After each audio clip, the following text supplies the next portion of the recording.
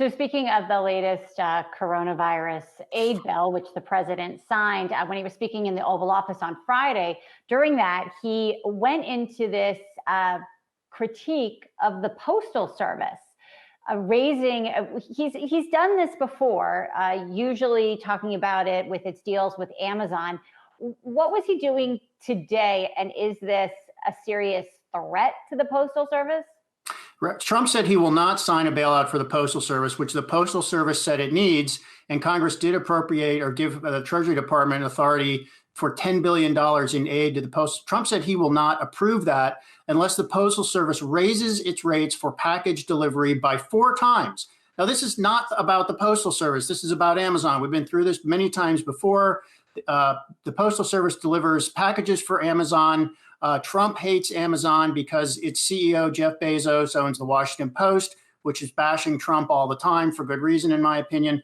And so anything that has to do with Amazon, Trump is against, and that's why he is after the Postal Service. Trump is not going to get away with this because so many members of Congress, especially conservatives from rural areas, always protect the Postal Service. So Trump's own party isn't going to go along with this. And by the way, Amazon is rapidly building its own logistical distribution system with its own trucks and planes. And Amazon would be the last company hurt if Trump forced the Postal Service to raise package delivery rates. A lot of other companies would get hurt if they had to pay the same rates. But Amazon has seen the writing on the wall for some time, and they've been building their own delivery network. So Amazon is the last company that's going to get hurt by this. But if Trump wanted to wreck the Postal Service by just refusing to sign off on the aid, I guess he could do it. Well, but Rick, as you know, I mean, that's not going to happen. I don't think this Postal Service gutting that has been a conservative fantasy for a while is not going to happen. But I would love to poke the Rick Bear on this one.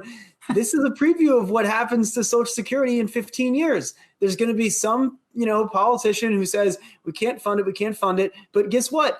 You have to fund it. You can't just not fund these things. And so I think that the political reality of this, we have these debts. How can we afford to pay them? Well, Treasury prints the money. That's what happens. That's what's happening now. And I think it's going to increasingly happen. I'm very curious to see if the public starts to wisen up to the government does not have to be run like your household.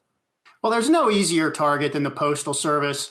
Nobody really loves the Postal Service, even though so many people depend on it. And frankly, to be able to mail something across the country for whatever a stamp is, 55 cents these days, it's amazing and it's cheap. But you could never bash Social Security the way people bash the Postal Service, because people love Social Security and they depend on it. And sure, every now and then some Republican says we need to find, there are always code words for how you want to reduce the funding for Social Security. But it comes down to cutting Social Security because it's going to be too expensive. There's no president who could get away with that. I love the post office too.